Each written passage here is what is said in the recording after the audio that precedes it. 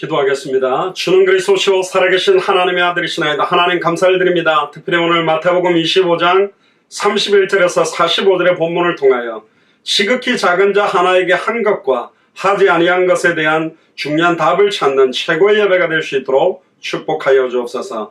특별히 내 팔을 두고 기도합니다. 고명희 선교사님, 람타파 목사님, 또 모세 형제, 전미경 선교사님과 연결되어 있는 2주간 사역을 통하여 특별히 네팔의 14개 주마다 전도운동에 올인할 목회자들 5명씩 70명이 순회하는 팀으로 세워지는 시작이 되게 하시고, 특별히 여성 사역자들이 세워지며 코이노니아 파탄교를 통하여 네팔 전역에 영향력을 주는 귀중한 사역이 될 수 있도록 마음껏 축복하시며, 오늘도 이 말씀이 우리의 영혼과 생각과 마음에 잘 박힌 못처럼 박히게 하시며, 거기에 이스라엘의 영광과 축복과 지속적인 생명운동과 말씀운동과 제자운동의 문들이 열리도록 인도하여 주옵소서. 감사를 드리며 승리하신 주 예수 그리스도 이름으로 감사하며 기도드리옵나이다. 아멘. 오늘 제목이 지극히 작은 자 하나에게 한 것과 하지 아니한 것이라는 제목으로 하나님의 말씀을 선포하겠습니다. 오늘 잠깐 본문을 보시면 인자가 자기의 영광으로 모든 천사와 함께 올 때에 그랬습니다. 다시 오실 그리스도의 시간표를 말하는 거죠. 자기 영광의 보좌에 앉으리니 그때 주님이 이제 백보자 심판대에서 중요한 일을 하시게 됩니다. 모든 민족을 그 앞에 모으고, 우리 다른 성경에도 보면 죽은 자들이 먼저 일어나고 살아있는 자들이 모두 다 주님 앞으로 나오게 되어 있습니다. 그 말은 뭐냐? 이제 예수님이 백보자 심판하기 전에 죽었던 사람들도 일어나고 살아있던 사람들도 모두 다 심판대 앞에 오는 것입니다. 그때 모든 백성을 양과 염소로 나눕니다. 모든 모슬렘이다, 모든 몰몬교다, 천리교다, 천부교다, 수많은 이단 사이비 우상숭배자들이 모두 다 주님 앞에 딱 무릎 꿇게 돼 있고, 그때 예수를 그리스도로 영접한 자와 영접하지 아니한 자, 영원한 생명을 소유한 자와 소유하지 못한 자를 분명하게 구분하고 분별한다라고 분명히 되어 있습니다. 우리가 복음 전할 때 원래 인간이라는 이야기를 합니다. 특별히 우리 미국에서도 복음을 전해보면 유대인들은 자기는 원래 유대인이다, 불교인들은 나는 원래 불교 신자다, 또 모슬렘인 사람 나는 원래 모슬렘이다. 틀린 것입니다. 종교라는 것은 아담과 하와가 사탄에게 속아서 하나님의 말씀을 어기고 하나님과 단절되면서 하나님을 찾기 위해서 만들어 놓은 게 종교고 우상입니다. 피조물이 피조물을 섬기는 거예요. 모든 피조물은 창조주 하나님만을 섬겨야 되는데, 대단한 사람을 신이라고 섬기고 우주 만물을 신이라고 섬기는 것 자체가 우상숭배고 종교인 겁니다.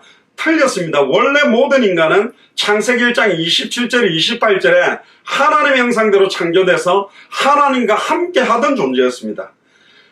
사탄으로 말미암아 말씀을 놓치고 하나님과 단절됨으로 말미암아 그때 하나님의 형상을 잃어버렸기 때문에, 하나님의 형상을 회복하는 길은 하나님의 형상의 실체가 되는 예수님을 나의 그리스도로 알고 믿고 영접하는 순간 하나님의 형상이 회복되게 돼 있고, 하나님의 형상이 회복된 자들이 참된 복을 받은 사람이고 하늘에 속한 신령한 복을 받은 자요, 그들이 생육하고 번성하고 충만하고 정복하고 다스리는 모든 족속으로 제자를 삼고 천하 만민에게 복음을 전하고 땅끝까지 이르러 증인될 수 있는 축복 속으로 들어온 사람을 말하는 겁니다. 그때 양과 염소를 분명하게 구별하고, 예전 성경에는 분별할 것이다 그랬습니다. 양은 오른편으로 염소는 왼편에 두리라. 그러면서 오늘 본문에 굉장히 의미 있는 이야기를 합니다.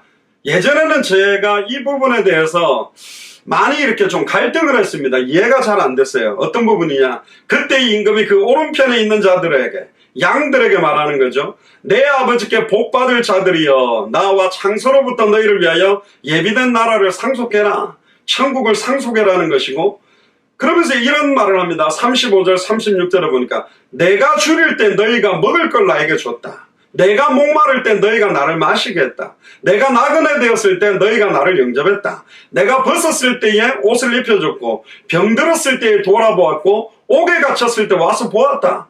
그러니까 양쪽에 있는 사람들이 이렇게 이야기합니다. 주님, 우리가 어느 때 주님의 줄인 것을 보고 내가 공개를 하였고 먹였고 목마르신 걸 보고 내가 물 준 적이 없는데요.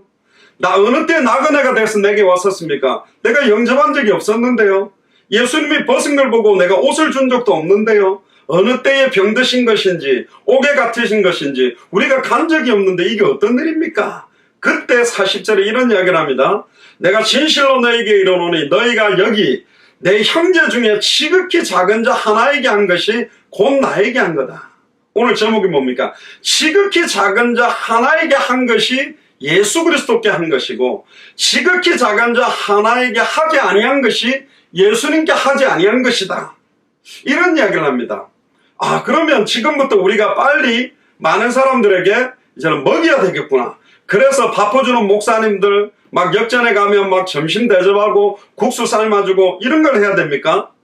그리고 막 지금 저 동남아시아도 우리가 아프리카 여러 가지 가는데 막 운물을 파주는 사역을 하는데 뭐 운물이 필요하다면 파야 되겠죠. 근데 지금 운물을 파라는 말일까요? 또 나그네 된 사람들을 맞이해야 되는데 어떻게 맞이를 해야 됩니까? 방을 여러 개 있는 집을 구해서 게스트하우스를 만들어서 또 미셔널 하우스를 만들어서 많은 분들을 영접하는 것이 이 말을 하는 걸까요? 벗은 사람들에게 옷을 입혀줍니까? 제가 예전에 텔레비전을 보니까 어떤 분이 너무 마음이 착해가지고 이렇게 겨울에 이렇게 추운 이제 홈리스들이나 거지들이 있으면 겉옷을 주고 오는 남편이 있대요. 근데 그러면 안 된다니까. 진짜 하려면 다 벗어줘야 돼요. 집에 있는 옷 다 갖다 줘야 돼. 그러니까 하나만 벗어주면 안 되고 속옷까지 다 그냥 내 옷 싹 꺼내가지고 못 입은 사람 다 줘야 되는 그러면 홀딱 벗고 살아야 되란 말입니까? 지금 그 이야기가 아니에요. 병든 사람들을 돌아봐야 됩니다. 근데 어떤 병든 자들을 말하느냐? 육신의 질병 가운데 있는 사람을 돌아보는 것도 당연하면서도 그건 너무너무 당연한 부분이면서도 어떤 병든 자들을 말하는 것이냐? 이걸 육신적인 것과 영적인 걸 같이 찾지 아니하면 인간적이고 윤리 도덕적인 메시지처럼 들립니다. 옥에 갇혔을 때 와서 보았느니라.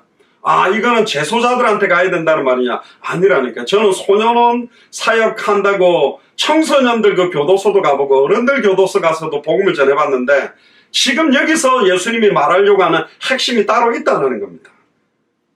그걸 오늘 찾아내면 저와 여러분들이 이 땅을 온전히 살려낼 수 있는 중요한 답을 가지게 됩니다. 근데 41절에 보니까 또 왼편 있는 자에게 반대로 말합니다. 저주를 받은 자들아 나를 떠나 마귀와 그 사자들을 위하여 예비된 영영한 불로 들어가라. 여호와 증인들은 하나님은 사랑의 하나님인데 지옥을 만들었겠느냐? 절대 그렇지 않다는데 그건 자기 생각입니다. 예수님이 이야기하고 있잖아요. 원래 지옥은 마귀와 그 사자들, 사탄 마귀와 추종했던 사자들을 위하여 예비한 불인데 예수를 그리스도로 알고 믿고 영접지 아니한 자, 마귀를 주인으로 왕으로 영접하고 믿는 우상숭배자들과 종교인들은 같이 따라 들어가게 되는 자리가 됐다니까요. 예전에 미국에 인터뷰를 했습니다. 지옥이라는 게 있다고 생각하느냐? 지옥이라는 게 어디 있냐? 없다. 그래서 어떤 그 리포터가 이런 이야기를 했어요. 어린아이 수십 명을 갖다가 조그마한 초등학생들을 강간하고 토막내서 죽이고 물에다가 버리고 태워버렸는데 어떻게 하면 좋겠냐? 지옥이라도 보내야 된다. 그 사람이 당장 그 이야기를 했어요. 과연 심판이 없다고 생각합니까? 아닙니다. 인간적으로도 여러 가지 범죄자들, 악질, 너무너무 심각한 범죄자들을 보면 저걸 그냥 두면 되겠냐? 막 이렇게 하는데 과연 예수를 그리스도로 알지 못하도록 핍박하고 예수를 그리스도로 믿는 사람들을 죽여왔던 그 사람들에 대한 심판이 없겠느냐? 있습니다. 분명히 있게 돼 있어요. 반드시 예수 그리스도의 심판은 있다고 되어 있습니다. 요즘 세상에 무슨 천국 지옥 이야기합니까 목사님? 교회 안에서나 천국 지옥 그러지 밖에 나가서 천국과 지옥 이야기하면 사람들이 비웃는다고 생각합니까? 아닙니다. 성경의 복음의 핵심, 반드시 창조가 있었다면 그 창조를 매듭하고 마무리 짓는 심판이 있다고 그랬고 그 심판주가 바로 예수 그리스도 자신이라고 이야기했습니다. 42절 보세요. 내가 추릴 때에 너희가 먹을 걸 주지 아니했다. 예수님한테 먹을 걸 안 준 사람이 있습니까?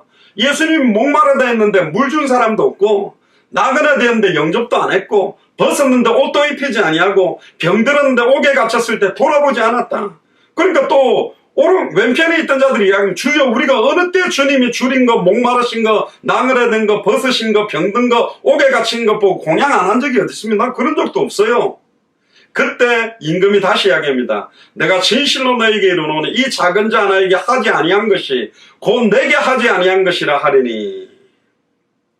그래서 오늘 이 답을 중요하게 좀 찾아내야 될 것 같습니다. 여러분들은 천국과 지옥이 있다고 생각합니까? 옛날에 깡패 출신이었던 최건동 목사님이 옛날에 전도할 때 예수 천당 불신지옥 그래가지고 막 일본 순사들이 말 타고 가는데 갑자기 옆에가 예수 천당 불신지옥 가니까 막 말이 놀래가 순사가 막 떨어져가 허리를 다치고. 그 저걸 어떻게 할 건데 집에 갔는데 계속 귀에 메아리로 예수 천당 불신지옥 예수 천당 불신지옥. 그래 못 견디겠다. 이 소리가 안 끊어져서 최건동 목사한테 가서 내 귀에서 계속 예수 천당 불신지옥 이 소리가 맹맹맹맹맹맹맹맹 막 도는데 이것 좀 없어지게 어떻게 하면 되겠냐. 당신이 예수를 주인으로 믿으면 그 소리가 없어요. 진짜 믿고 나니까 없어진 거예요. 그래서 그 순사가 뭐 믿게 됐다 이런 일화도 있습니다. 지금도 막 예수 천당 불신족 피켓 들고 막 번화가에서 명동거리에서 대학에서 미국에도 보면 막 게이나 레즈비언이나 트랜스젠더들은 막 지옥 간다 이러면서 막 피켓 들고 다니는 사람들이 있거든요. 근데 그런 식의 천국과 지옥을 이야기하는 의미보다도 핵심적인 걸 사실은 알아야 됩니다. 천국과 지옥은 우리가 믿는 믿음의 굉장한 본질입니다. 믿는 것은 확인된 것을 믿는 게 아니에요. 확인되지 않은 것, 확인할 수 없는 것에 대해서 믿음이라는 게 더해지는 것입니다. 그게 바로 믿음의 본질인데 확인된 것, 확인할 수 있는 걸 믿는 게 아닙니다. 그건 알게 되는 거죠. 안다라고 그러죠. 천국과 지옥은 분명히 우리 눈으로 볼 수 없습니다. 그런데 성경에 천국과 지옥이 있음을 증언하고 있습니다. 성경대로 믿는다. 그게 바로 성경의 신앙, 성경의 믿음인데 왜 성경에 있으면 믿어야 되느냐? 성경은 1500년 동안에 30여 명이 하나님의 감동을 받아서 수백 년, 수천 년 전에 한 사람에 대해서 수만 가지, 수천 가지, 특별히 메시아 언약에 대해서는 300여 가지의 예언을 딱 했는데 완벽하게 그 사람이 어디서 태어나며 어떻게 죽으며 옷이 제비뽑기 당할 것, 채찍 맞을 것, 창에 찔릴 것, 다리뼈가 꺾이지 아니할 것, 은삼식에 팔릴 것, 은삼기에 팔았던 제자가 자살해서 죽을 것, 부자의 무덤에 들어갈 것, 그리고 부활할 것, 승천할 것, 성령으로 임할 것, 요엘 선지자, 모세, 수많은 사람들이 계속 했는데 완벽하게 하나도 빠지니 않냐고 그대로 성취됐고 지금도 성취 중에 있습니다. 아직 다 안 이루어졌습니다. 마태복음 24장 14절에 이 천국 복음이 모든 민족에게 증언되기 위하여 온 세상에 전파되리니 그제야 끝이 온다. 그래서 예수님도 승천 직전에 모든 족속으로 제자를 삼으라. 천하 만민에게 복음을 전해라. 땅끝까지 이르러 내 증인이 되리라. 어린 양을 먹이라는 메시지를 사복음서 마지막에 주신 거라니까요. 지금도 하나님의 말씀은 성취 중에 있습니다. 사람이 그렇게 쓸 수 있나요?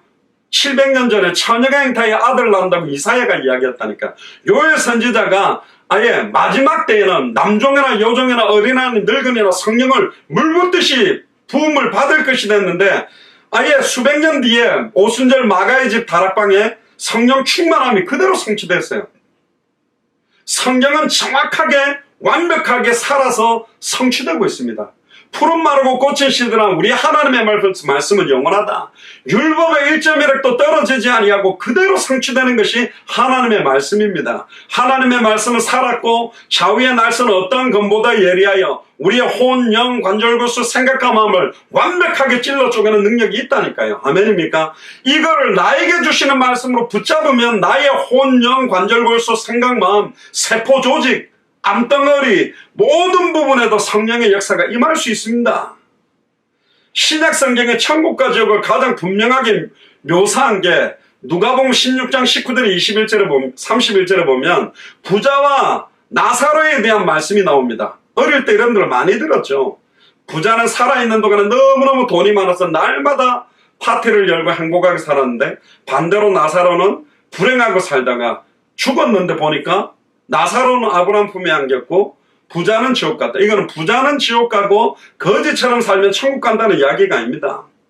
부자가 뭐 때문에 지옥 갔는지 나사로가 뭘 잘해서 천국 갔는지는 아무런 설명이 없어요.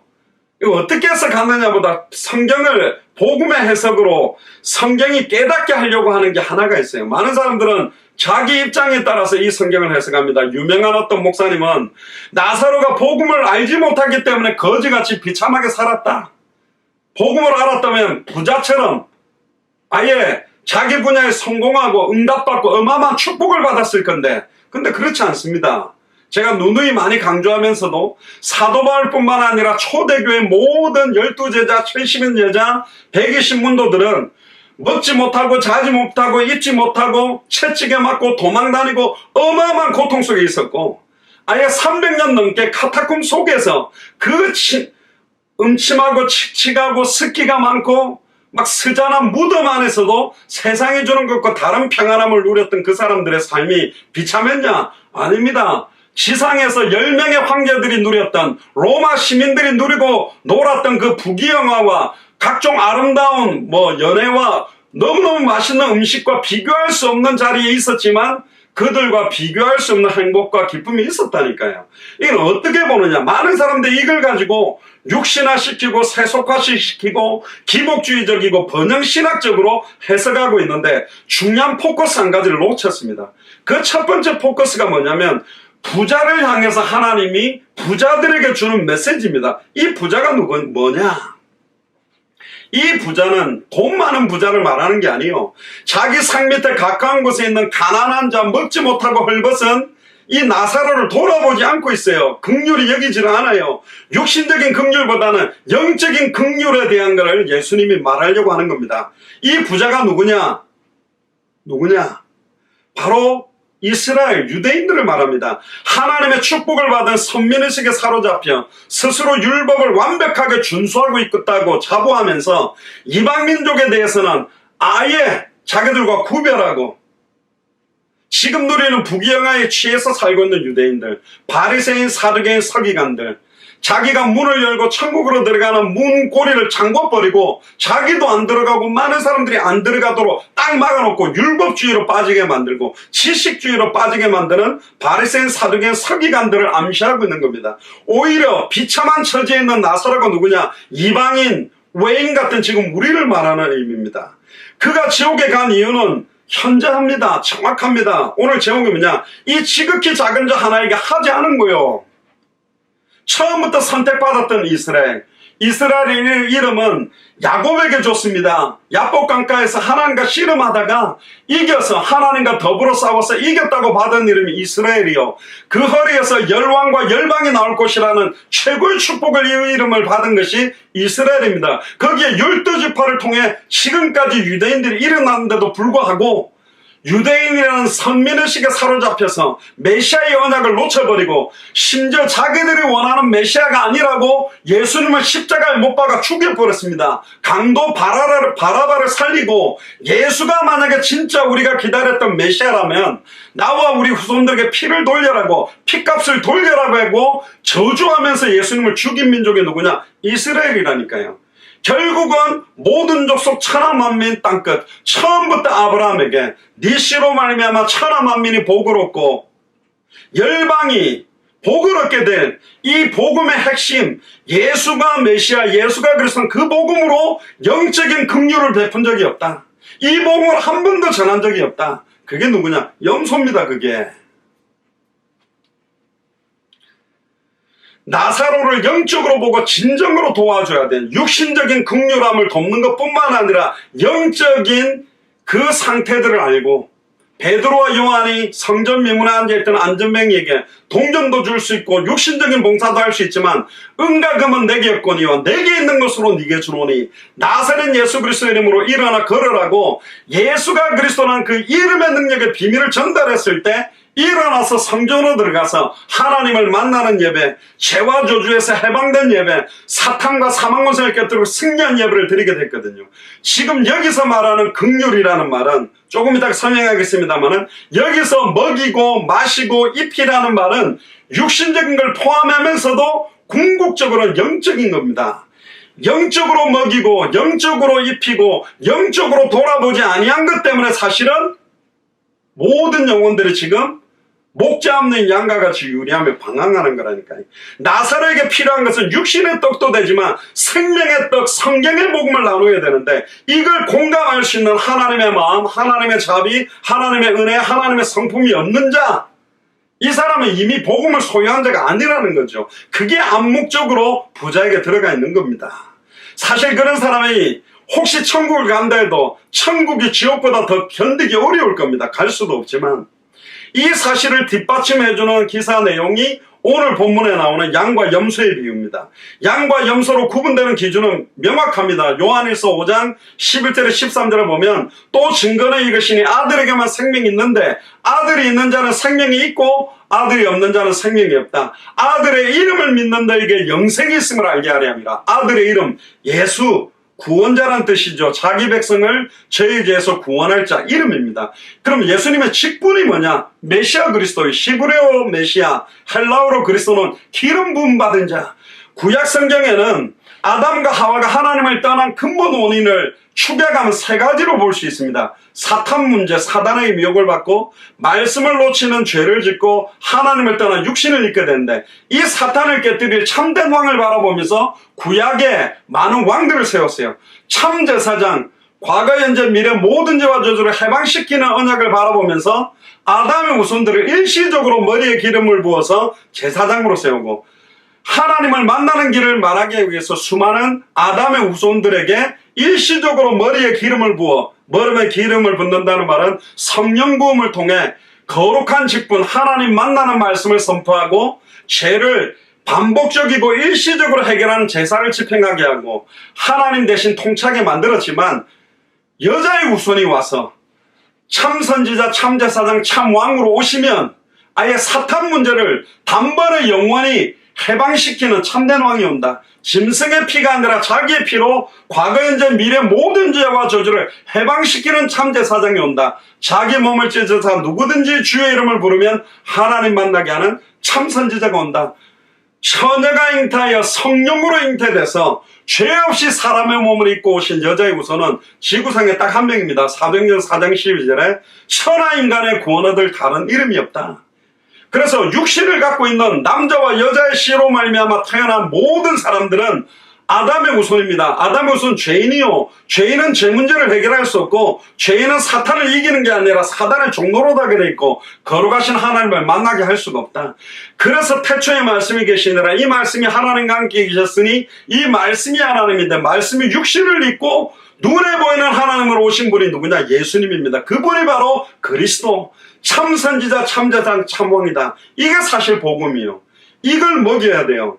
이 내용을 알게 해야 돼요. 그런데 이 내용을 알게 하는 부분들을 잃어버렸다니까요. 지극히 작은 자 하나에게 예수가 그리스도라는 복음을 아는 자가 뭘 할 건가? 예수를 그리스도로 모르는 자는 절대로 할 수 없는 일이라니까요. 그게 오늘 본문에 나오는 겁니다. 이걸 영적으로 조금 의미들을 찾아보겠습니다. 액면적으로 보면 아까도 말씀드렸습니다. 줄였다, 목마르다, 나그네 되었다, 벗었다, 병들었다, 옥에 갇혔다, 돌아보았냐 안 보았냐. 이걸 육신적으로만 보면 착한 일을 많이 해라는 건가? 아니라니까요. 이 지극히 작은 자 하나가 바로 예수님한테 한 거라고 말합니다. 초대교회를 핍박했는데 다메섹 도상에서 사도행전 9장 1절부터 보면 사울아 사울아 어찌하여 나를 핍박하느냐 그랬습니다. 합당한 자, 평안을 받을 자, 옥토, 영생주식으로 작정된 자들에게 이 복음을 전해주지 않는 게 나에게 예수님을 해하는 거하고 똑같다. 좀 그렇게 이야기하는 겁니다. 보통 많은 크리스찬들이 일반적 사람들은 많은 사람들을 환대하고 많은 사람들을 좀 긍휼을 베풀어야 되겠구나. 인간적인 행위로 이야기하지만 그걸 넘어서야 됩니다. 진짜 예수를 그리스도로 알고 믿고 순종하는 사람, 이 땅에 수천 수만 가지의 근본 원인이 사탄의 배후에 하나님의 말씀을 놓치는 죄 때문에 하나님과 단절돼서 온 거라는 걸 아는 사람들은 영혼과 육신적인 모든 부분에서 답을 줄 수 있는 거예요. 진짜 근본 해답 응답 결론을 가진 사람들은 그냥 육신적인 도움을 주는 게 아닙니다. 육신적으로 옷을 주는 게 아니에요. 육신적으로 먹을 물을 주는 게 아니라니까. 근본적인 인생의 해당과 결론을 주는 것입니다. 지극히 작은 자 하나, 잃어버린 한 영혼, 지금 애타게 목자 없는 양과 같이 방황하며 죽어가는 그 영혼에게 뭘 하고 있느냐? 너희는 왜 무엇을 하지 않고 있느냐? 여기에 대한 메시지를 하려고 하는 겁니다. 그러면 먹을 것을 주었고 주지 않았고의 참된 영적 의미가 뭐냐? 예레미야 애가 4장 4절에 보면 젖먹이가 목말라서 혀가 입천장에 붙어있고 어린아이가 떡을 구하는데 띄워줄 사람이 없다. 떡 떡을 떼어줄 사람이 없대요. 떡을 떼어주려면 떡을 가지고 있다는 게 전제돼야 되잖아. 떡이 있는 사람만 떼어줄 수 있어요. 육신적인 떡을 떼어주는 사람은 육신의 생명을 연장시키지만 생명의 떡, 하나님의 말씀, 예수가 그리스도나 성경의 복음, 나를 믿고 나 보내시는 이를 믿는 자는 영생을 얻었고 심판에 이르지 않으니 사망에서 생명으로 옮겼느니라. 단번에 영원히 사망에서 생명으로 옮길 수 있는 생명의 떡 말씀을 나누어 줄 지속적인 생명운동, 말씀운동을 할 사람이 없다. 너희들이 이걸 떼어주지 않는다라는 게 나를 굶주리게 만든 거다. 내게 아무것도 하지 않고 있는 것이다. 이렇게 지금 메시지를 하고 있는 겁니다. 그러면서 마태복음 4장 4절에 보면 예수님이 마귀의 시험을 받을 때 이런 이야기 하겠습니다. 사람이 떡으로만 살 것이 아니요. 그렇습니다. 육신적인 떡은 육신적인 생명의 연장입니다. 하나님의 입으로 나오는 모든 말씀으로 살 것이라. 할렐루야. 태초에 말씀이 계시니라. 이 말씀이 하나님과 함께 계셨으니 이 말씀이 하나님인데 말씀이 육신을 입고 오신 실체가 바로 예수 그리스도라니까요. 그 예수가 그리스도는 복음으로 살 것이다. 그런데 이걸 나누어 주지 않고 있다. 시극히 작은 자, 하찮아 보이는 사람, 내가 만나고 있는 수많은 친척들, 학교 현장, 직장 동료들에게 여기에 대한 관심조차도 가지고 있지 않는다는 것은 시극히 작은 자 하나에게 아무것도 아니하고 있다. 나에게 아무것도 하지 않고 있는 것하고 똑같다.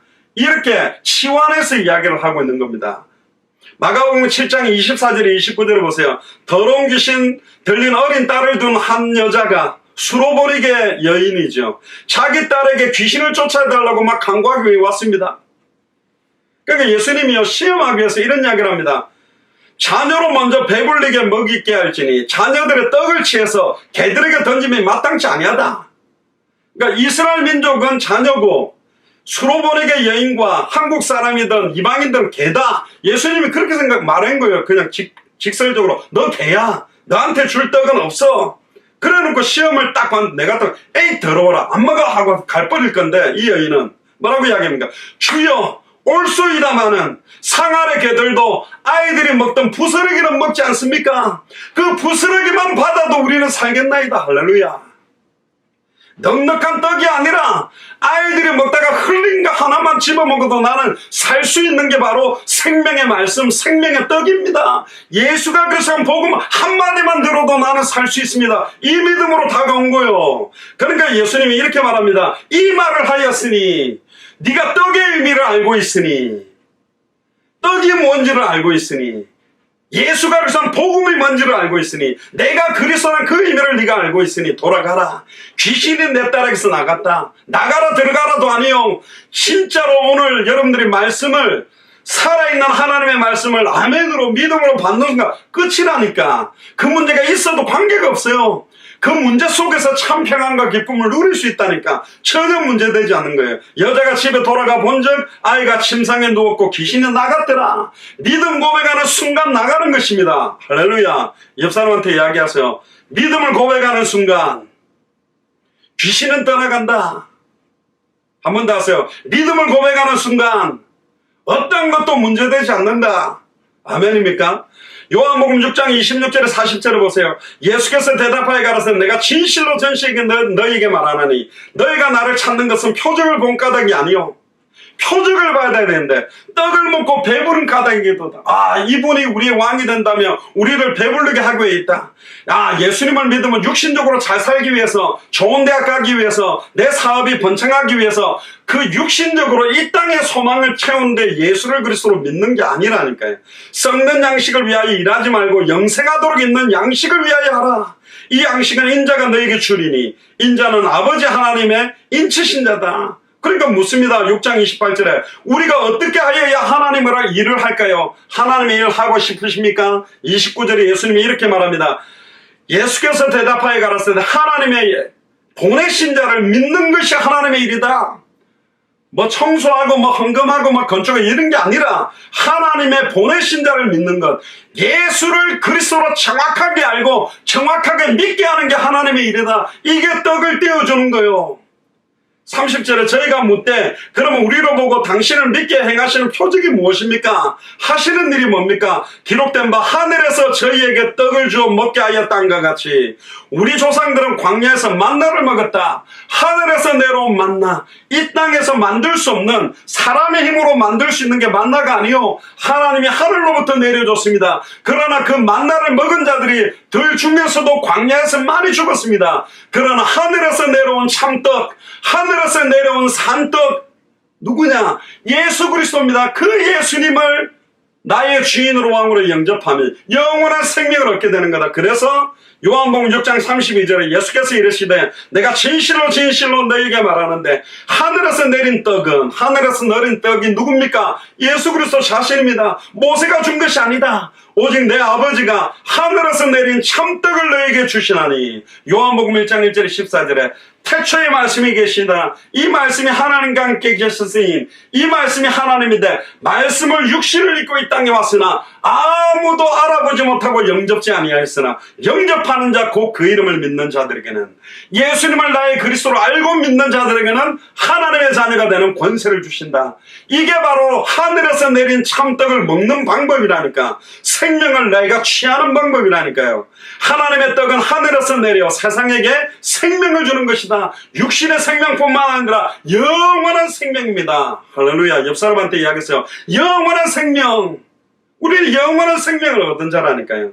그러니까 34절에 저희가 가로되 주여 이 떡을 항상 우리에게 주소서. 예수께서 가라사대 내가 곧 생명의 떡이니, 설명해 줍니다. 또 예수님이 내가 곧 생명의 떡이니 내게 오는 자는 결코 줄이지 아니할 터이요 나를 믿는 자는 영원히 목마르지 아니하리니. 그러나 너희가 나더러 이르기를 너희는 나를 보고도 믿지 아니하는도다. 아버지께서 내게 주시는 자는 다 내게 올 것이요 내게 오는 자는 내가 결코 내어 쫓지 않는다. 내가 하늘로부터 내려온 것은 내 뜻을 행하려 함이 아니요 나를 보내신 이의 뜻을 행하려 함이니. 나를 보내신 이의 뜻이 뭐냐? 내게 주신 자 중에 내가 하나도 잃어버리지 아니하고 마지막 날에 다시 살리는 이것이다. 내 아버지의 뜻 알기를 원합니까? 아들을 보고 믿는 자마다 영생을 얻는 이것이니. 요한복음 6장 40절. 아버지의 뜻이 뭐냐?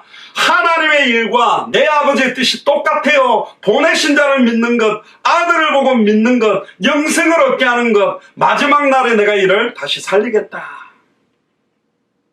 그 각도로 보면 뭘 먹이지 아니했느냐, 무엇을 먹여야 되느냐가 답이 나오는 겁니다. 뭐 떡 줬다, 빵 줬다 그런 거 아니라니까. 그것도 주지요. 라면 나눠 먹으면 얼마나 맛있습니까? 콩 한 쪽도 10명이 나눠 먹으면 맛있다 그러는데 이거는 당연한 건데 지금 그 이야기가 아니요. 정확한 하늘에서 내려온 참된 떡에 대한 원색의 비밀을 밝혀줄 자가 없다. 입이 말라붙었고 떡을 구하는데 떡 떼줄 사람이 없다. 그래서 누가복음 22장 19절에 또 떡을 가져 살해하시고 떼어 저희들에게 주시며 가라사대 이것은 너희를 위하여 주는 내 몸이라. 너희가 이를 행하여 나를 기념하라. 내 살을 먹어라. 내 살과 내 피를 먹고 마시지 않은 자는 나와 관계가 없다. 주님이 오실 때까지 이것을 기념해라. 바로 임마누엘입니다. 계시록 3장 20절에 볼자다 내가 문 밖에 서서 너희들의 마음을 두드리노니 내 음성을 듣고 마음의 문을 열면 내가 그에게로 들어가 그는 나로 더불어 먹고 나는 그로 더불어 먹으리라. 할렐루야. 예수님 때로 먹고 그는 나 때문에 먹는, 그게 바로 주님이 먹고 마시게 하기 원하는 의미라니까요. 그거 모르고 국수만 삶아주는 게 아니라니까요. 복음 아는 사람들은 국수 안 삶아줘야 되는가? 삶아줘도 됩니다. 어떤 면에서는 삶아주면서 복음 전해도 됩니다. 근데 바로 복음을 딱 전해줘도 된다니까. 두 번째입니다. 지극히 작은 자 하나가 목마를 때 마실 걸 주지 않았다. 여기에 참된 영적 의미가 뭐냐? 예레미야가 4장 4절에 나왔잖아요. 젖먹이가 목이 말라 혀가 입천장에 붙어있다. 목이 딱 말라가 입이 붙어버렸다. 그때 요한복음 4장 13절에 14절에 수가성 우물가에 있는게 예수님이 이렇게 말합니다. 내가 목마르다 물 좀 달라 그러니까 물 갖다 주니까 이 물을 먹는 자마다 다시 목마르려니와 내가 주는 물을 먹는 자는 영원히 목마르지 아니하리니 나의 주는 물은 그 속에서 영생하도록 솟아나는 샘물이 되리라. 할렐루야. 예수님이 주는 물이 뭡니까? 그게 뭐죠? 복음입니다. 그게 예수 그리스도의 보혈의 능력이요. 십자가에서 물과 피를 다 쏟아냈다니까. 그 십자가에 쏟아내신 물과 피를 먹고 마시는 겁니다. 그래서 마지막 최후의 만찬인데 이 피를 마시지 아니하면, 이 잔을 마시지 아니하면 나와 상관이 없다. 진짜 예수님의 보혈이 나의 보혈, 예수 그리스도의 십자가가 나의 십자가, 예수 그리스도의 부활이 나의 부활 되도록 만드는 것이 이 영원한 목마름을 끝내는 것이라니까요. 바닷물을 마시는 것처럼 계속 갈급하고 목이 타들어가는 자들에게 예수 그리스도의 보혈을 마시도록, 예수 그리스도의 잔을 마시도록 생명을 얻도록 돕는 것, 이걸 하는 거냐 안 하는 거냐, 지금 이 말을 하고 싶은 거예요. 요한복음 7장 37절에 39절에 보니까 명절 끝날 그 큰 날에 예수께서 서서 외쳐가라사대 누구든지 목마르거든 내게로 와서 마시라. 나를 믿는 자는 성경의 이름과 같이 그 배에서 생수의 강이 흘러나오리라. 할렐루야. 우리의 배에서 생수의 강이 터져나가는 거요. 예수님이 내가 너희 속에 있겠으며 영원히 함께 있겠다. 그는 믿는 자, 예수를 그리스도로 믿는 자의 받을 성령을 가리켜서 말씀하신 것이다. 예수를 그리스도로 믿는 자의 속에는 생수의 강물이 터져버렸다니까. 그러니까 보고 들은 것을 말하지 않고는 견딜 수 없다. 사도행전 4장 20절에 그렇게 말할 수밖에 없는 거예요. 예수께서 이 당시에는 아직 영광을 받지 못하신 거로, 십자가에 죽었다 부활하지 않으신 거로 아직 성령이 저희 안에는 가지 않았다.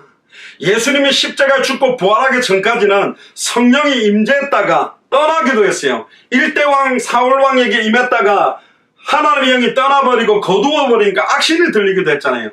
그러나 십자가 사건 이후에는 예수 그리스도께서 영광을 받고 난 다음에는 십자가에서 단번에 영원히 다 이루었다.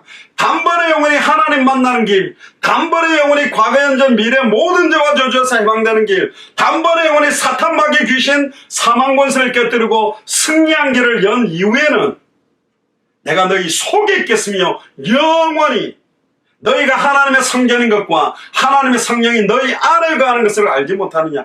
내 안에서 생수의 강물이 터져나가는 거예요. 그래서 예수님은 생수의 근원이었는데 십자가에서 내가 목마르다, 영원히 끊어지지 않는 영생수라고 했는데 목마를 만큼 그 피와 물을 다 쏟아주셨어요. 전 인류를 살릴 수 있는 넉넉한 보혈과 물을 다 흘려주셨다니까.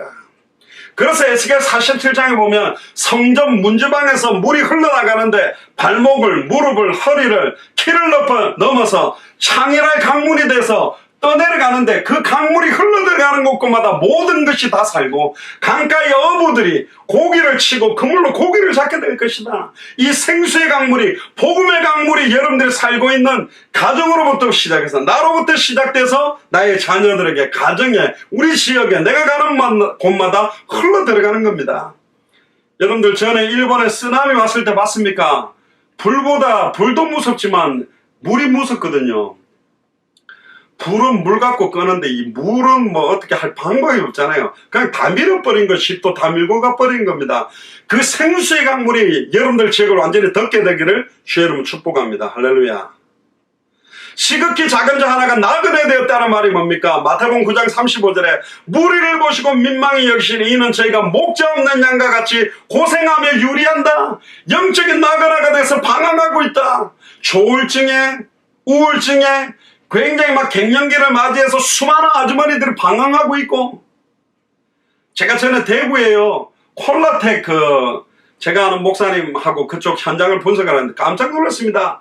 콜라텍 하나의 할아버지 할머니들 60대 70대 80대 할아버지 할머니들이 그 낮에요 거기에 몇백 명이 모여가 춤추고 거기서 막 이상한 짓 다 하고 있는 거예요. 방황하는 거예요. 자기 자녀들 막 서울대, 연세대, 고려대 다 보내놓고 사회에서 여러 가지 많이 하고 막 방황하고 있는 사람들이 너무 많습니다. 제가 알기로 안양에도 보니까 그 콜라텍이 있더라고요. 그 왔다 갔다 하는 일본가에 보니까 할아버지 할머니 그거 꽉꽉 찼어요. 지금 막 방황하고 있습니다. 요한 3서 1장 5절 보세요. 사랑하는 자여, 네가 무엇이든지 형제 곧 나그네 된 자들에게 행하는 것이 신실한 일이다. 지금 목자 없는 양과 같이 유리하며 방황하는 자가 안 보이냐? 시극히 작은 자들이 얼마나 방황하고 있냐? 그들에게 뭘 할 거냐? 지금 너희들이 무엇을 하지 않고 있냐? 지금 이게 메시지입니다. 요한복음 14장 6절에 그 나그네들에게, 예수께서 가라사대 내가 곧 그 길이요 내가 곧 그 진리요 내가 곧 그 생명이니 나로 말미암지 않고는 아버지께로 올 자가 없다. 유일한 길, 유일한 진리, 유일한 생명, 이거 증거하는 자가 없다. 요한복음 1장 11절 12절에 자기 땅에 오매 자기 백성이 영접지 아니하였으나 영접하는 자 곧 그 이름을 믿는 자들에게는, 예수님을 그리스도로 믿는 자들에게는 하나님의 자녀가 되는 권세를 주는 이 일을 하는 자가 없다. 이 일을 하지 않고 있다. 지극히 작은 자가 벗었다고 합니다. 아담과 하와가 벗었다라고 고백하니까 창세기 3장 21절에 자기 힘으로 가려놓은 무화과 나무 잎을 벗겨버리고 여호와 하나님이 아담과 그 아내를 위하여 가죽옷을 지어 입혔습니다. 이 가죽옷이 뭡니까? 장차 그리스도로 옷 입는 것입니다. 갈라디아서 3장 27절에 누구든지 그리스도와 합하여 세례를 받는 자는 그리스도로 옷을 입었느니라. 그리스도로 옷을 입혀줄 자가 없다는 이야기를 하는 거예요. 무슨 바자회 같은 데가 옷 갖다 주라고 이런 거 하라는 게 아니라니까요. 그것도 하는데 옷 잘 입혀준다고 지금 그 사람이 삽니까? 감사해서 좀 교회 오겠지요. 우리 어머님도 기도하니까 귀신 떠나가니까 한 6개월 와서 봉사하고 인사 딱 하더니 요 정도 했으면 제가 이제 귀신 떠나가서 받은 응답을 좀 하나님 앞에 한 것 같으니 이제 세상으로 가더라고. 그런 게 아닙니다. 로마서 13장 14절에 오직 주 예수 그리스도로 옷 입고 정력을 위하여 육신의 일을 도모하지 마라. 그리스도로 옷을 입고 하나님의 전신갑주를 입고 머리끝부터 발끝까지 성령으로 충만할 수 있게 되는 예수가 그선 복음을 전해주고 그 복음으로 옷을 입혀줄 자가 없다. 복음으로 무장시켜줄 자가 없다. 구원의 투구, 의의 흉배, 진리의 허리띠, 믿음의 방패, 성령의 검, 평안의 예비된 신, 모두 다 예수를 그리스도 믿는 자가 무장하는 거거든요. 지극히 작은 자 하나가 병들었을 때 에스겔 34장 4절 6절에 보니까 너희가 그 연약한 자를 강하게 아니하며 병든 자를 고치지 아니하며 상한 자를 싸매어 주지 아니하며 쫓긴 자들을 돌아오게 아니하며 잃어버린 자를 찾지 아니하고 다만 강포로 그것들을 다스렸다가 목자가 없으므로 그것들이 흩어져 모든 질심승에 발이 되었도다. 목자 없는 양과 같이 유리하면서 아예 목자가 없기 때문에 참 좋은 선한 목자를 만나게 하지 못하기 때문에 흩어지게 됐다. 내 양의 무리가 모든 높은 산과 모든 높은 맷뿌리에마다 유리되었고 내 양의 무리가 온 지면에 흩어졌으되 찾고 찾는 자가 없다. 이 복음을 애타게 기다리고 있는데 지극히 작은 자들을 찾아 나서는 자가 없다. 그 이야기를 하고 싶은 겁니다. 에스겔 34장 15절 17절에 나 주 여호와가 말하노라. 내가 친히 내 양의 목자가 되어 그것들로 누워있게 할지라. 그 잃어버린 자를 내가 찾으며 쫓긴 자를 내가 돌아오게 하며 상한 자를 내가 싸매어주며 병든 자를 내가 강하게 하려니와 살찐 자와 강한 자는 내가 멸하고 공의대로 그것을 먹이리라. 나 주 여호와가 말하노라. 나의 양떼 너희여 내가 양과 양 사이와 수양과 수염소 사이에서 심판하겠다. 그랬습니다. 이 메시지를 진짜 받으시길 주의 이름 축복합니다. 지금 인간적인 수준에서 이야기를 하는 수준을 넘어선 것을 깨달아야 된다니까요. 지극히 작은 자가 옥에 갇혔다고 합니다. 히브리서 2장 14절 15절 자녀들은 혈육과 함께 속하였으며 그도 또한 한 모양으로 혈육에 함께 속하심은 사망으로 말미암아 사망의 세력을 잡은 자 곧 마귀를 없이 하시며 죽기를 무서워함으로 일생에 매여 종로로 다는 모든 자를 놓아주려 합니다. 압대당하고 아예 사단에게 매여 옥에 갇혀서 모든 무거운 것과 얽매이기 쉬운 죄에 걸려서 빠져나오고 있던 자들을 그 압제 모든 올무들을 풀어줘서 사냥꾼의 올무에 묶였던 새가 풀리는 순간 팍 하고 날아가 버리듯이 그걸 풀어놓고 아예 묶여있던 어린 양을 풀어놓으면 사슴과 양들 펄떡펄떡 뛰듯이 묶인 자 갇힌 자들을 풀어낼 자가 없다. 그래서 이사야 61장 1절에 11절에 보니까 이런 메시지를 주십니다. 주 여호와의 신이 내게 임하셨으니 할렐루야. 예수가 그리스도의 복음으로 성령이 내게 임하셨으니 이는 여호와께서 내게 기름 부으시어 가난한 자들에게 아름다운 소식을 전하게 하려 함이라. 뭐가 아름다운 소식입니까? 2000년 전 십자가 부활로 인생 모든 문제 다 끝났다. 누구든지 주의 이름 부르면 단번에 영원히 하나님 만나게 되고, 누구든지 주의 이름 부르는 순간 과거 현재 미래 모든 죄와 저주에서 해방받게 되고, 생명의 성령의 법이 죄와 사망을 벌써 해방되는 길을, 단번에 영원히 사탄 마귀 귀신 사망문서를 깨뜨리고 승리했다는 소식을 전하게 하려 합니다. 나를 보내시어 마음이 상한 자를 고치며 포로된 자에게 자유를, 갇힌 자에게 노임을 전파하며, 할렐루야, 갇혀있는 자들에게 노임을 전파해라. 해방됐다. 아예 다 끝났다.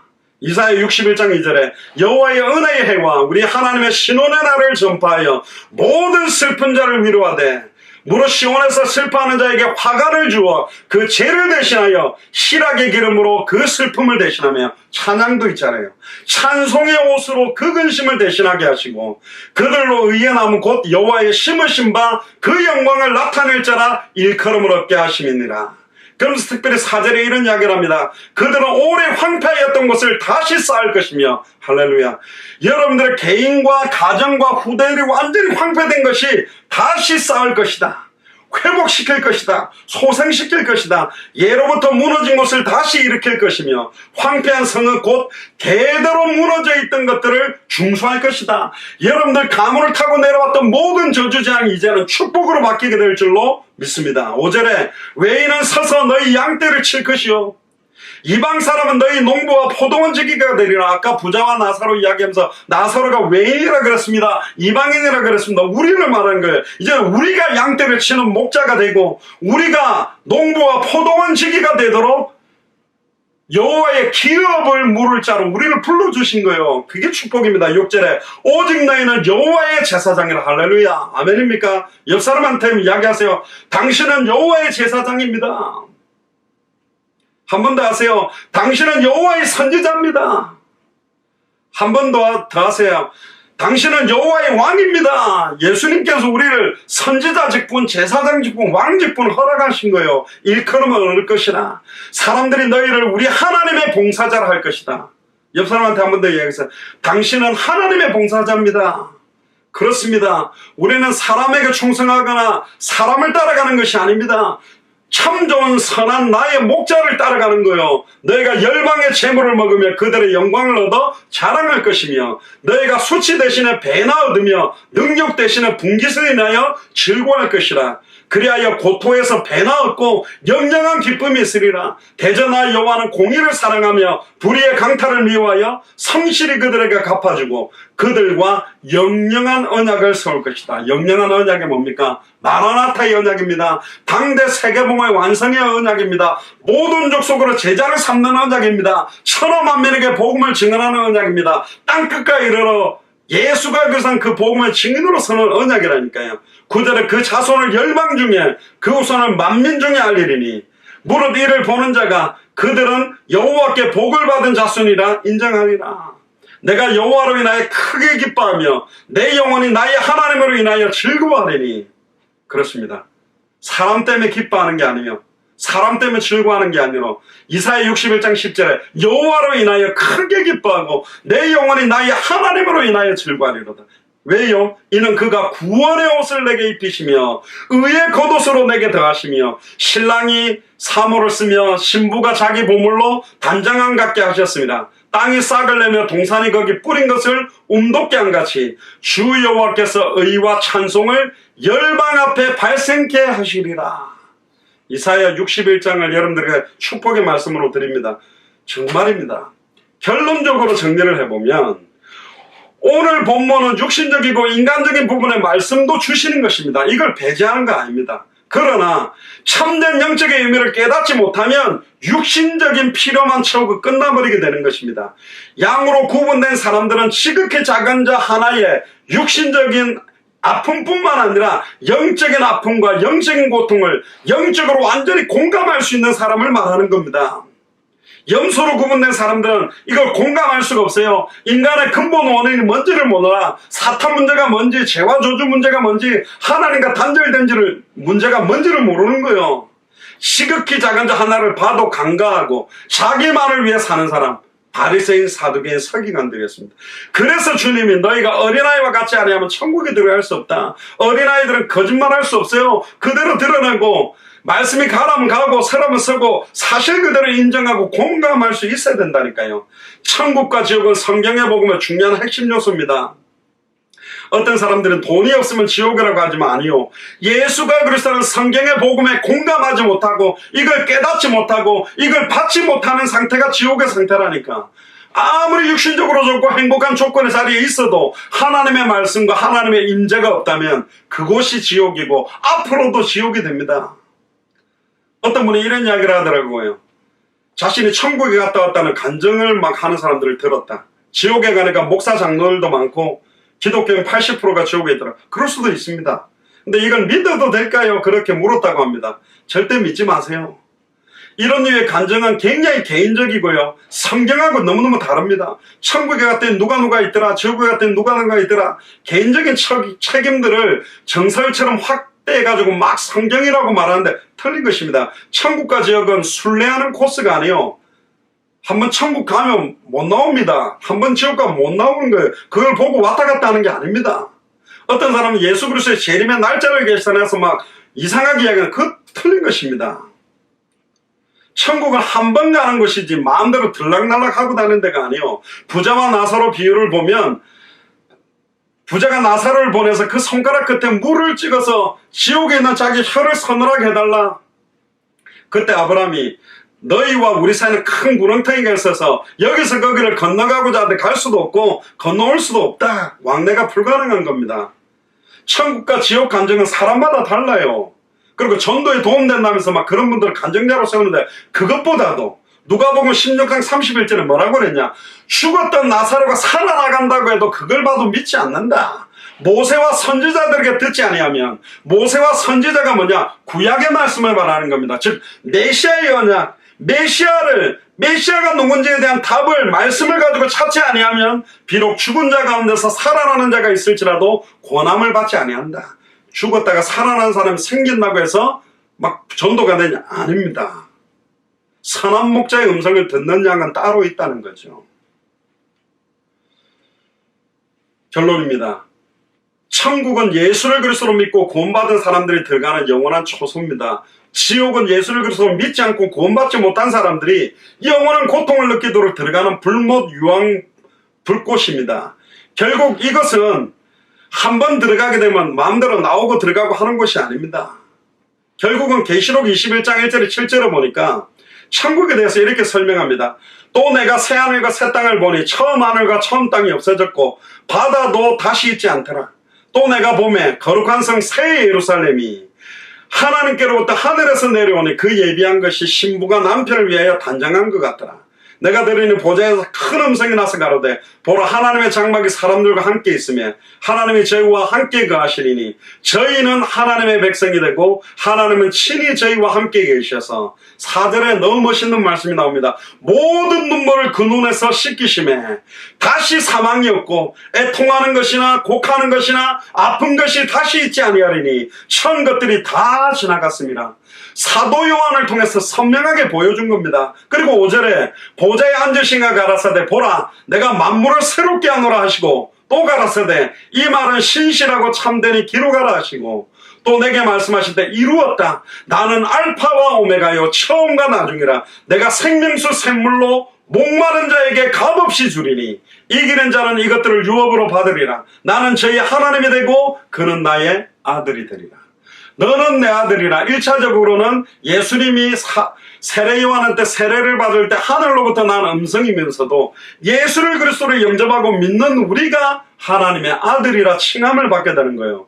어떻게 하면 이기는 자가 유업으로 받는데요. 골로새서 2장 15절에 우리가 이겼습니까? 지는 것 같은 현실도 있지요. 정사와 권세를 벗어버려 밝히 드러내시고 2000년 전에 십자가로 승리하셨느니라. 이미 승리하신 분이 계세요. 요한복음 16장 33절에 이것을 너희에게 이르면 너희로 내 안에서 평안을 누리게 하려 함이라. 세상에서는 너희가 환난을 당하나 담대하라. 내가 세상을 이겼노라. 예수님이 천국과 지옥에 대한 메시지를 가장 많이 했습니다. 정확한 성경의 복음, 정확한 복음, 예수가 그리스도의 복음을 알지 못하고 믿지 못하고 영접지 아니하면 지옥으로 갈 수밖에 없는 겁니다. 죄와 저주와 사탄과 하나님과 단절된 세상을 2000년 전 십자가 부활로 단번에 영원히 이기신 주님이 영접한 자 속에 영원히 함께 계십니다. 또한 우리를 통하여 200개 나라와 2000개가 넘는 미전도 부족 국가에 마태복음 24장 14절에 이 천국 복음이 모든 민족에게 증언되기 위하여 온 세상에 전파되리니 그제야 끝이 오는 그 하나님의 나라와 하나님의 통치가 임하도록 성경의 복음만 증언하고 성경대로 전도하고 성경의 그 다시 오실 그리스도를 바라보는 마라나타의 신앙을 가지고 우리의 남은 생을 드리라고 우리를 만나게 한 겁니다.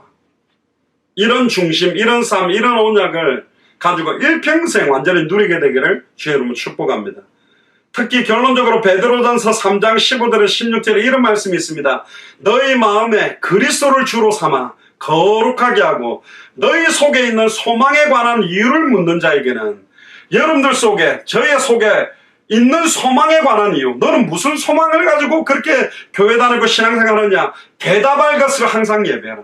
나는 단 한 번밖에 없는 생을 살지만 이 땅에 살지만 하늘에 속한 자로 모든 족속으로 제자를 삼고 천하 만민에게 복음을 전하고 땅끝까지 이르러 내 증인이 되는 이 천국 복음이 모든 민족에 증언되고 난 다음에 다시 오실 그리스도를 바라보며 이 땅에 하루하루를 허투루 보내지 않고 하나님 앞에 신실하게 선한 양심을 가지고 그리스도 안에 있는 너희의 선행을 욕하는 자들로 그 비방하는 일에 부끄러움을 당하게 하기 위해 우리는 사는 겁니다. 육신적으로나 영적으로나 가장 멋있게 사는 사람들이 그리스도인입니다. 그리스도의 제자입니다. 아멘입니까? 시극히 작은 자 하나에게 한 것과 하지 아니한 것에 대한 선명한 부분들을 분별하시고 이제 모든 만남, 모든 사건, 모든 장소, 모든 일을 생명운동, 말씀운동, 제자운동으로 연결해서 가장 주님의 칭찬과 하늘의 상급을 쌓는 저와 여러분들이 되시기를 주의 이름 축복합니다. 기도하겠습니다. 주는 그리스도시오 살아계신 하나님의 아들이시나이다. 하나님 지극히 작은 자 하나에게 한 것과 하지 아니한 것에 대한 분명한 영적인 의미를 깨닫게 하시니 감사를 드립니다. 특별히 예수 사랑교회 마라나타 미션을 설치를 세우셔서 한국과 미국 중심으로 200개 나라와 2000개가 넘는 미전도 부족 국가에 예수가 그리스도라는 성경의 복음을 증언하며 성경대로 전도하며 성경의 끝을 향하여 살게 하시니 감사를 드립니다. 오늘 예배를 통하여 영육간의 강건함을 얻고 보고된 것을 말하지 않고는 견딜 수 없는 은혜가 날마다 넘치도록 축복하여 주옵소서. 감사를 드리며 승리하신 주 예수 그리스도의 이름으로 기도드리옵나이다.